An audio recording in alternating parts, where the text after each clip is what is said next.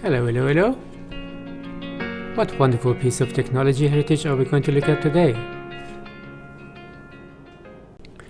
Today we're looking at Bolsey Jubilee, a wonderful piece of technology heritage, long forgotten now, but we're going to keep its memory intact.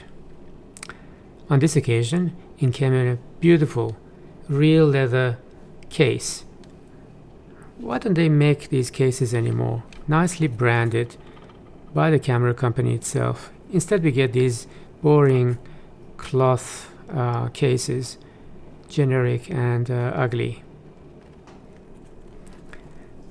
Very interesting pink and red accent with golden label. Very feminine. Somewhere between strawberry and vanilla, I would say. Let's open it up. It's a multi-function case. It opens this way. You can also put it back the other way, this way, and use it for display. You can also carry it this way, very ladylike, or you can even open this up and rotate this around and carry it the opposite way if you want. So people thought about these features. Here it is. Very nice, compact 35mm camera.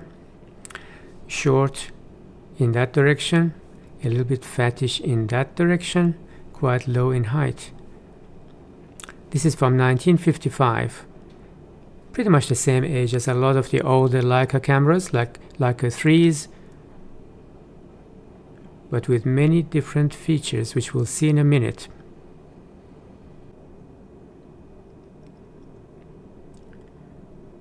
The background to Bolsey Jubilee is the B series, B2 and various iterations of B2, such as B22. These are 35mm cameras with built-in coupled rangefinder, internally synchronized for flash. They're advertised with exclusive no double exposure device. That means after you take a shot, you have to wind it before you take another shot. You can't just keep going without winding. It was an innovation at the time. It has an astigmat lens, coated and color corrected. It has aluminium high precision die cast body. It's quite heavy, small, compact, fits into the palm of the hand, or importantly the purse, because I think this was really designed for ladies, as the color of the case might even indicate. So the predecessor is Bosley B, leading to Bosley B2, which is the successor of Model B, and then Bosley B22, and Bosley Jubilee is a modernized model, launched in 1955. It has a coated 45mm f2.8 lens made by Steinheil or Steinheil, and it's marked as Bosley Steinheil and astigmat.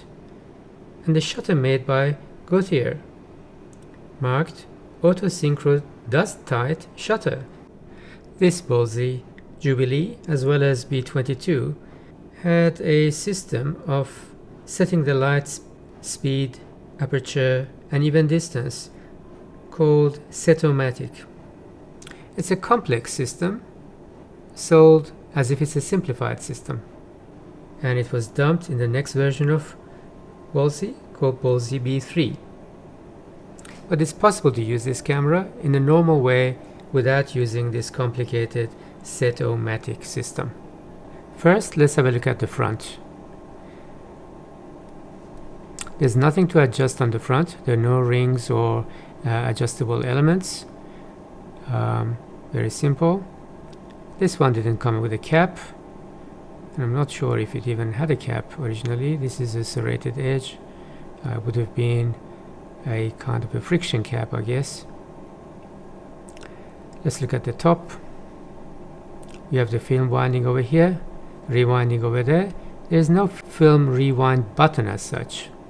It doesn't have auto reset for the counter, so once you put the film in, you use this to set it to 0 and then you start.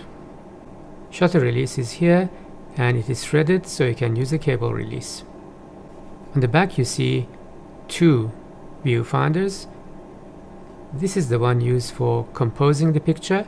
When you look through this, you see a rectangle which is equal to the frame seen by the lens, but it's not through the lens, it's through here. This one is a rangefinder viewer, and it works with this and this together, splits the image into 2. You adjust the length and it'll match them up. That means it's in focus. Here it has the guide for Spot-O-Matic system, which is supposed to be a simplified way of using flash with different films, obviously from Kodak. It has B, C, D, different bulb types, different film types, and you're supposed to select those, and it's supposed to be very simple. I regret to say it's nothing like simple. On top of this, it's supposed to be an interesting emblem, like a coat of arms. This one has fallen off, but if we find a donor body, we'll pick up that emblem and stick it over here. Let's look at the lens barrel now. The top ring is the shutter speed. It goes from 10, 25, 50, 100 and 200. It seems to have halfway points as well, so it's continuous. And then it has B, which is for bulb, and that keeps the shutter open until you release it. The index is barely visible, and that is here, a very faint white line. And it's the same for aperture, which is below it here. The aperture ring is controlled by this with a serrated edge. So as you rotate that, you match it on the same index. Aperture goes from f2.8 to 22. And then there are all these complicated Spot-O-Matic things, which I'll explain later. You can ignore those. If you're happy to use a handheld meter, use aperture and exposure, and set your film speed, the ASA or ISO on the Sekonic or other light meter, and go for it. So what's this thing? This thing might look like it's the index, but it's very misleading. I was misled by this for a long time before I read the actual manual, which sometimes helps when everything else fails. This is not actually the index at all. It is not. First, let's look at what this is attached to. This is attached to the focus ring, which is this. As you rotate this around, this thing that looks like an index is moving around. So what are we supposed to do? Well, that's not really the index. The index is this thing over here. So that's now at infinity, and it goes all the way to 2, hopefully, meters. So now for the highly simplified, allegedly, Spot-O-Matic. Look, if you were to rotate this around this way, you have the A, B, C, D, which was also here, although there's no A, amazingly. And you can press this in. If you align it exactly precisely, you can press this thing in, and it ties to the D or C or B or A. Then, as you change the focus, see what happens. See, the barrel goes in and out, and this is still tied to the D. It slides up and down.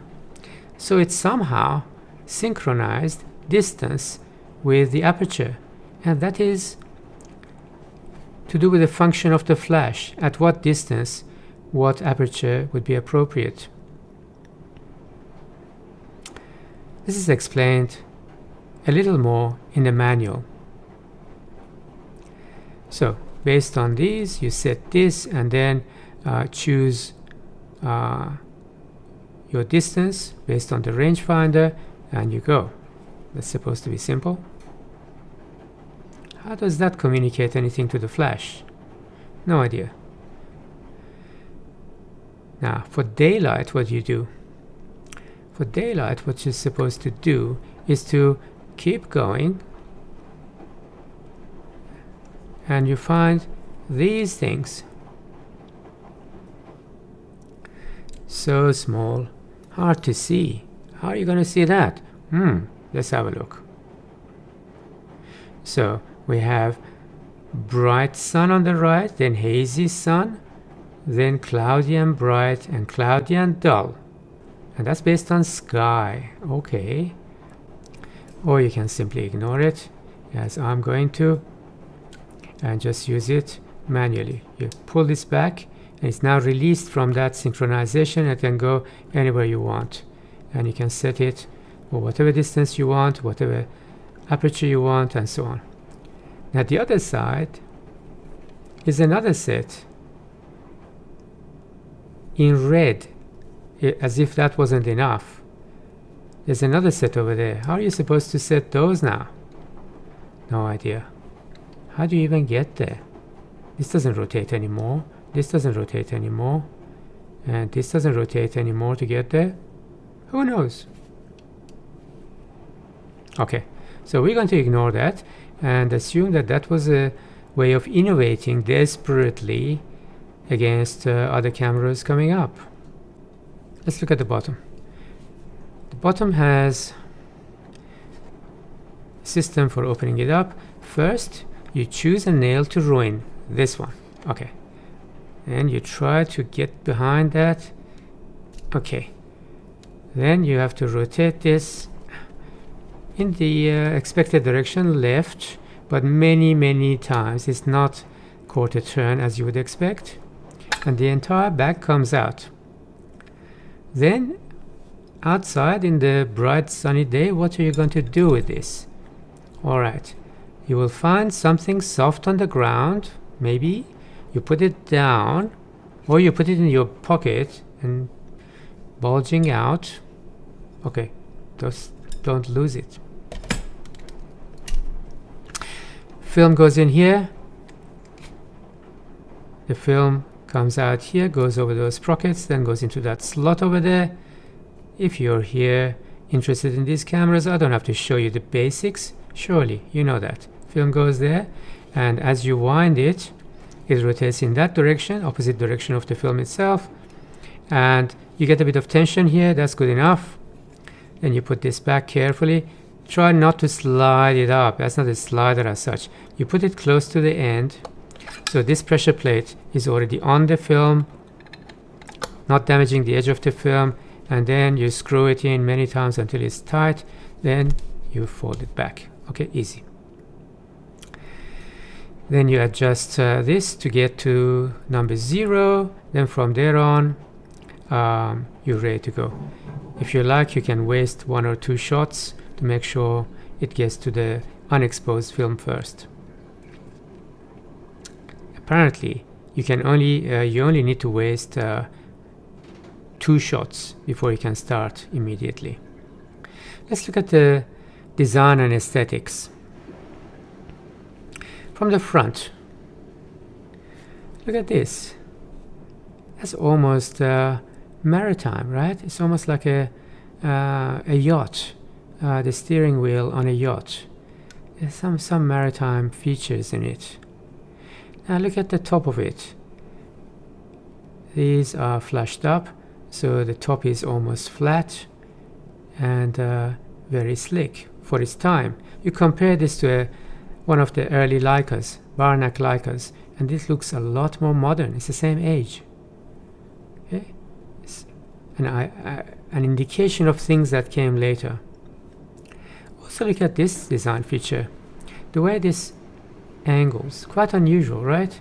The cameras of the time were straight, rounded rectangles with something sticking out to take the lens, and that was it. And they're usually a bit longer to fit in all the mechanism required. But this is compacted by this angle. These corners are used very effectively inside. You remember the sprockets and so on, they're all in these corners.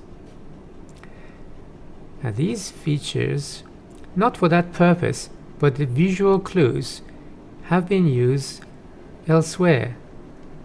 One excellent camera, which is unfortunately a little unloved. Do you know what I'm talking about?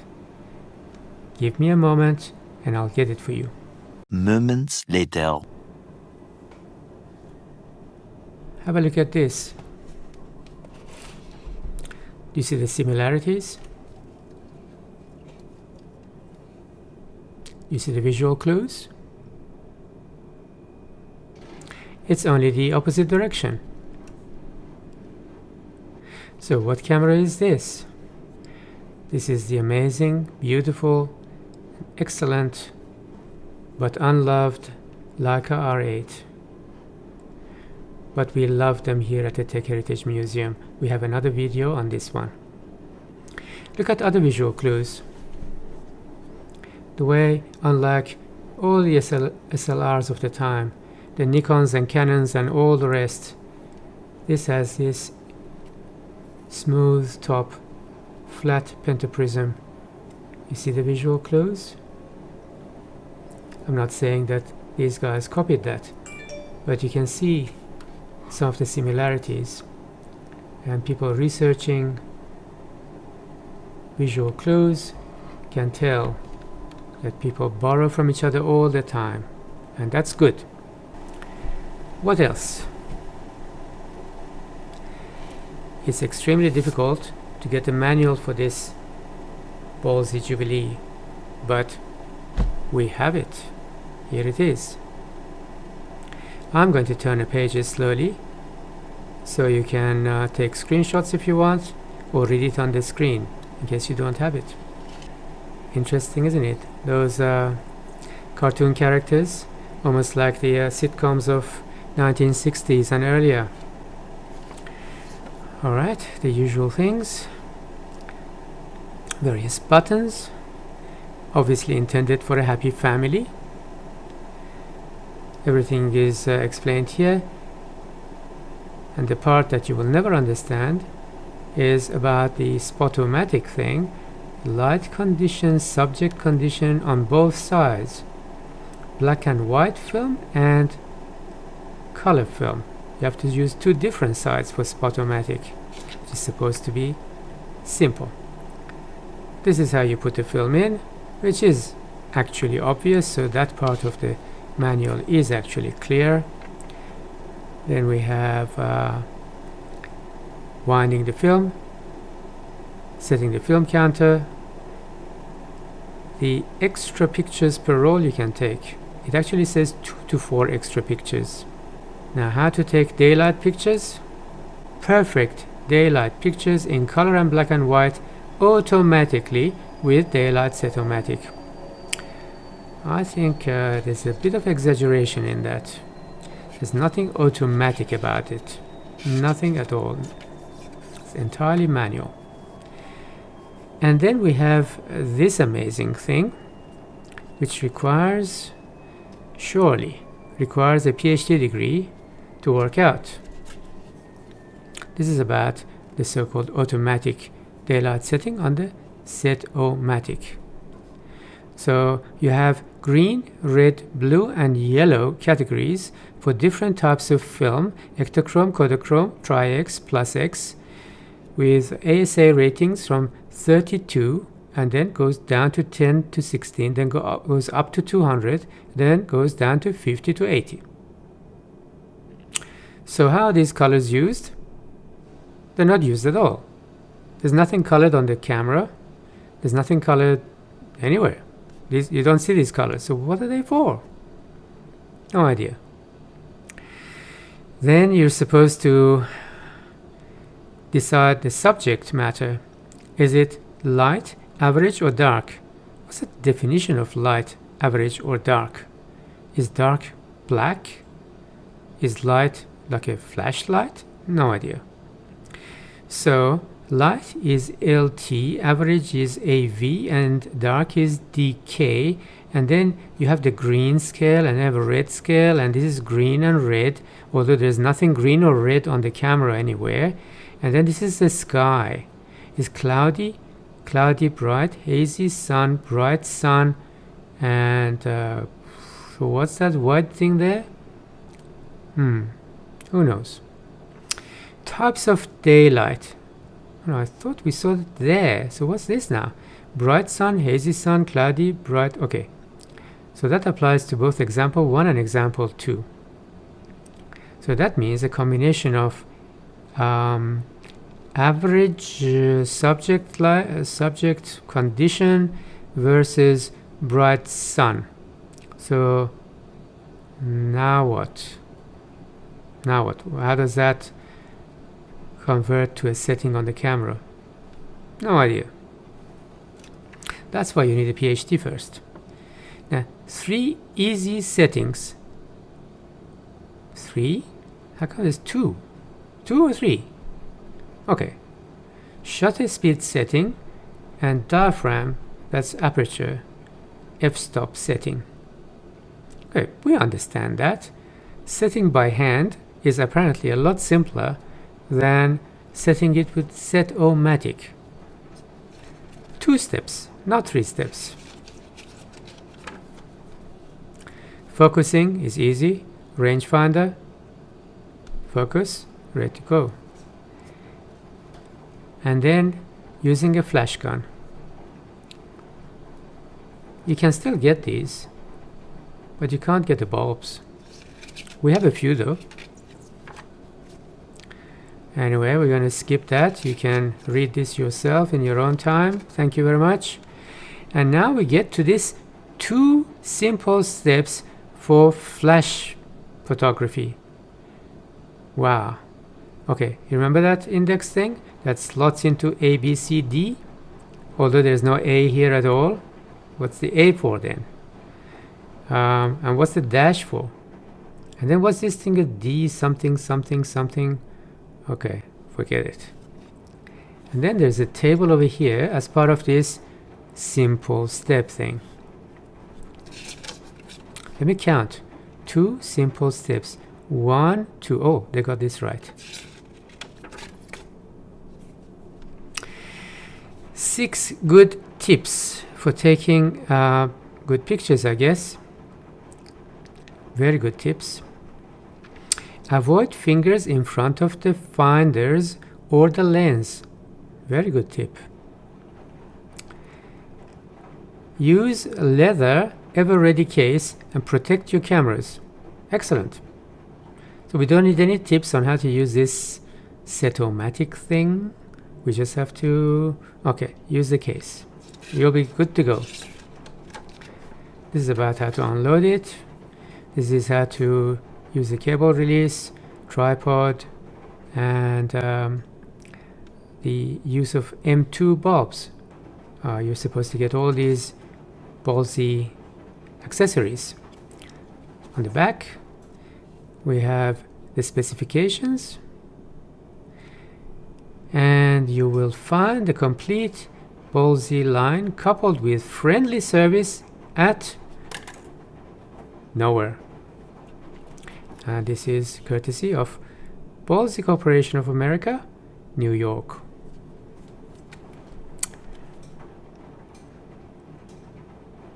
Those were the days people were innovating desperately to stand out against other cameras.